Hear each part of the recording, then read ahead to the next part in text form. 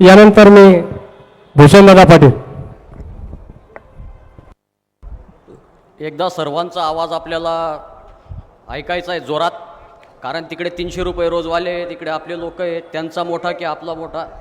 अरे 1000 लिहू देन बोद्या का आपला किस्सा मग जाईर ना, तेच नाही कोणता त्या वार मग कमाईसन काढी आणले. छत्रपती शिवाजी महाराज की. दिलीप भाऊ तुम आगे बढ़ो. ताश के पत्तों से कभी किसी का घर नहीं बनता, रोने से कभी किसी का मुकद्दर नहीं सुधरता. अगर हौसला रखना है तो दिलीप भाऊ को जिताने का रखो, क्योंकि एक हार से कोई फकीर और 2 जीत से कोई सिकंदर नहीं बनता. या आजच्या आपल्या दिलीप भाऊंच्या नामनिर्देशित फॉर्म भरण्यासाठी आपण सर्वजण मोठ्या संख्येने जमलेले आहात. ही साक्ष आहे, ही उद्याच्या येणाऱ्या विजयाची नांदी आहे. जे एवढे मोठे लोक एवढ्या मोठ्या संख्येने ते जमलेले आहात. जे मेळावे मी केले, ज्या मेळाव्यांमध्ये मी भाषणं केली, ज्या मेळाव्यांमध्ये मी गेलो, तिथे उत्स्फूर्तपणे दिलीप भाऊंना पाठिंबा मिळतोय. आणि इथली आलेली ही गर्दी सांगते की उद्या दिलीप भाऊ हे आमदार झाल्याशिवाय राहणार नाहीत. काय या मतदारसंघाची परिस्थिती आहे, कोणी कोणाला बोलू देत नाहीत, कोणी बोललं का दाबलं जातंय. विकासावर प्रश्न विचारला तर आपल्याला प्रत्युत्तर केलं जातंय. आपण त्यांना बोललं तर लगेच ते सांगतात की विकासावर बोला. विकासावर आम्ही बोलायला येतो, तुमची ताकद आहे का विकासावर तुम्ही समोर बोलायला या. 3000 कोटी रुपयांचा विकास इथे सांगितला गेला. जे त्यांचे मंत्री महोदय गिरीश महाजनांना जमला नाही, एक आमदाराला कसा जमतो, हा सर्वात पहिला मोठा प्रश्न आपण त्यांना विचारला पाहिजे.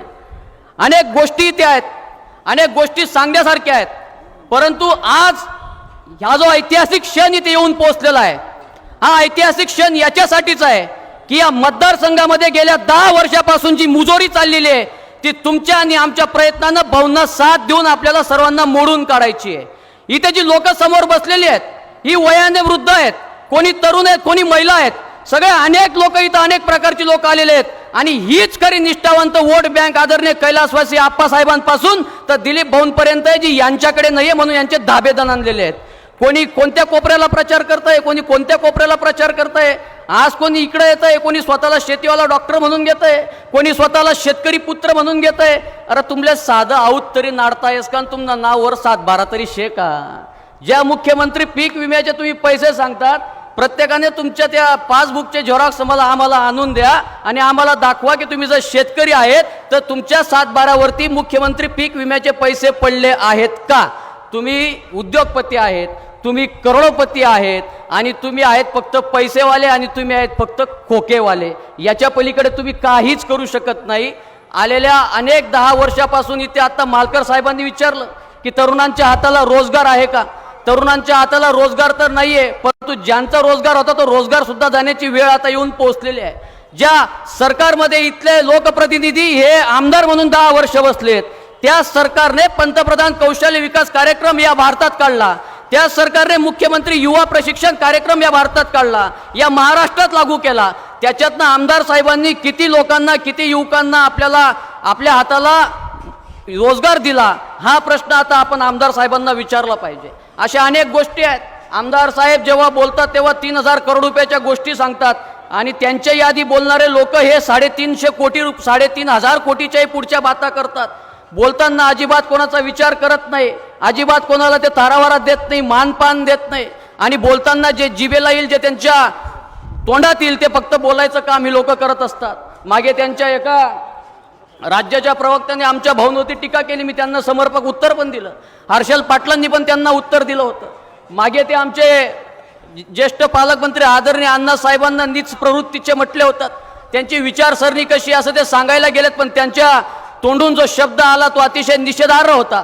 अण्णासाहेबांवर बोलण्या इतपत तुमची अजून उंची झालेली नाहीये. परंतु एक गोष्ट लक्षात घ्या, तुम्ही ज्यांच्यासाठी भाषणं करतायत, तुम्ही ज्यांच्यासाठी लोकांच्या विरोधात बोलतायत, फक्त 5 वर्ष बाकी त्यांच्या पाठीमागे खंबीर उभे राहा. कारण तुमचा जर इतिहास पाहिला तर तुम्ही एका ठिकाणी सुद्धा आम्हाला 5 वर्ष टिकलेले दिसले नाहीत. ज्या वाघांनी तुम्हाला राजकारणात आणलं, तुम्हाला स्टेज दिलं, त्याच वाघांच्या विरोधात तुम्ही आज भाषणं करतायत. त्याच्यानंतर तुम्ही तुमच्या भाषणांची सुरुवात चाळीसगाव तालुक्यात केली. ज्या उन्मेष दादांनी तुम्हाला ग्रीप दिली आणि रस्त्यावरून डायरेक्ट स्टेजवरती आणलं, त्या उन्मेष दादांना सुद्धा ते झाले नाहीत. त्याच्यानंतर ते मंगेश दादांकडे गेलेत. मंगेश दादांकडे गेले, तिथे सुद्धा 5 वर्ष थांबले नाहीत. आणि त्याच्यानंतर ते परत आता आपल्या अमोल शिंदेकडे आलेत. तोच दिवस होता फॉर्म भरण्याचा, ज्या दिवशी अमोल भाऊंनी दिलीप भाऊंनी दोघांनी सारखाच फॉर्म भरला होता. आणि त्या दिवशीच मी माझ्या FB ला पोस्ट टाकली होती. एक म्हटलं आणि की गर्दी खूप आहे, आणि त्या दिवशी मी ते पोस्टवरती टाकलेलं होतं की तुम्ही गर्दी सांगतायत पण तुम्ही रोज सांगत नाही, कारण 300 रुपये रोज आहे म्हणून तिकडे गर्दी खूप जोरात होती. आणि अनेक लोकांनी मला सांगितलं की हे तुम्ही जे बोलतायत ते सत्य आहेत. वेगवेगळ्या प्रकारचे भाषणही लोक करत सुटलेले आहेत, लोकांना भ्रमित करतायत. लाडकी बहीण योजनेसारखे अनेक लोकांना सांगतायत लाडकी बहीण योजना कशी आहे काय आहे. पण मला मुद्दाम बोलायचं आहे ते शेतकऱ्यांच्या विषयावरती. शेतकरी आज हवालदिल झालेला आहे. या मतदारसंघामध्ये मागे 8 दिवस धो पाऊस पडला. ज्या शेतकऱ्यांच्या तोंडाशी आणि हाताशी आलेला जो घास होता तो घास या पावसाने नेला. पण लोकप्रतिनिधीमधून आमदारांनी एक शब्द सुद्धा बाहेर काढला नाही. माझी फक्त एवढीच मागणी होती की तुम्ही सरसकट पंचनामे करा आणि इथल्या शेतकऱ्यांना ते नुकसान भरपाई द्या. ही काही वाईट होती का? त्याच्यानंतर या मतदारसंघामध्ये ठिबक सिंचन आलं. ठिबक सिंचन आल्यानंतर अनेक लोकांनी ठिबक सिंचन घेतलीत. त्याची सबसिडी सुद्धा इथल्या शेतकऱ्यांच्या खात्यावरती गोळा नाही झाली. मागे आपल्याकडे 21 दिवस पावसाचा खंड पडला. त्याच्यानंतर त्याचं अनुदान जो पीक विमा यायला पाहिजे तो पीक विमा सुद्धा आपल्या शेतकऱ्यांना मिळाला नाही. मोसंबी केळी उत्पादक जे लोक आहेत त्या लोकांना 45 दिवसामध्ये त्यांचा पीक विम्याची रक्कम यायला पाहिजे होती. ती पीक विम्याची सुद्धा रक्कम आली नाही. आणि अशा अनेक गोष्टी आहेत ज्या आपण येणाऱ्या सभांमध्ये बोलणार आहोत. परंतु आज आपल्याला भाऊंचा नामनिर्देशित फॉर्म भरायचा आहे. मी जाताना फक्त एवढी एकच गोष्ट सांगेल आणि माझ्या शब्दांना विराम लावेल. तसं मला पिढी अण्णांकडून इशारा आलेला आहे. एकदा एक गाव जळत होतं आणि त्या गावामध्ये फार मोठं झाड होतं. त्या झाडावरती एक चिमणी आणि एक कावळा राहायचा. पूर्ण गाव जळत जळत ती आग त्या झाडापर्यंत येऊन पोहोचली आणि आता झाड जळणार अशी परिस्थिती निर्माण झाली.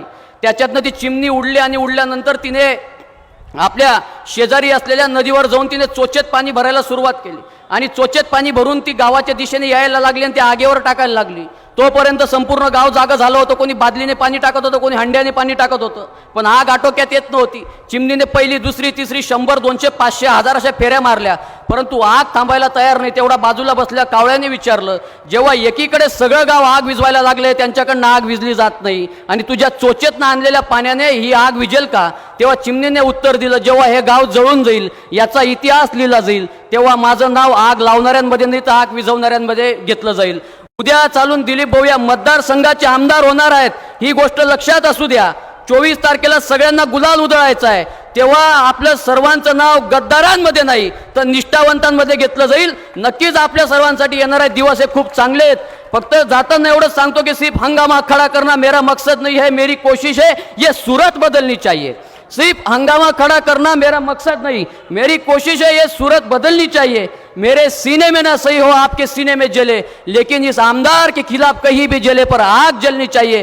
10 वर्षामध्ये हा मतदारसंघ ज्या पद्धतीने विकासाने बॅकफूट गेलात, 2 दिवसापूर्वी टाकलेले रस्ते उचडतायत, 1 वर्षापूर्वी बांधलेला पूल धसतोय, काही दिवसांमध्ये काही लोकांमध्ये जे लोक पात्र आहेत त्या लोकांना अनुदान भेटत नाहीये, तरुणांच्या हाताला रोजगार नाहीये, महिलांचे प्रश्न खूप आहेत, बसेस वेळेवर धावत नाहीये, शेतकरी हवालदिल झालेला ट्रान्सफॉर्मर जळले तर 15-15 20-20 दिवस ट्रान्सफॉर्मर येत नाहीये. हे सर्व तुम्हाला आम्हाला आपल्याला सर्वांना चित्र बदलवायचं असेल तर आपल्या सर्वांना दिलीप भाऊंच्या पाठीमागे उभं राहावं लागेल. आणि येणारा काळ हा सिर्फ आपला सर्वांचा आहे.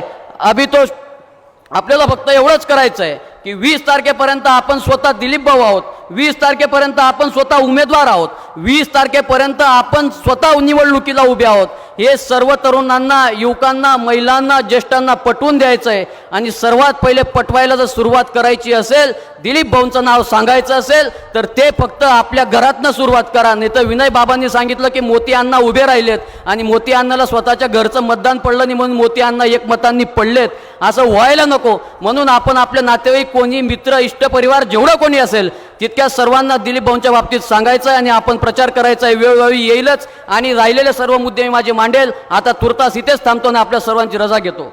धन्यवाद. हॅलो, धन्यवाद भूषण दादा.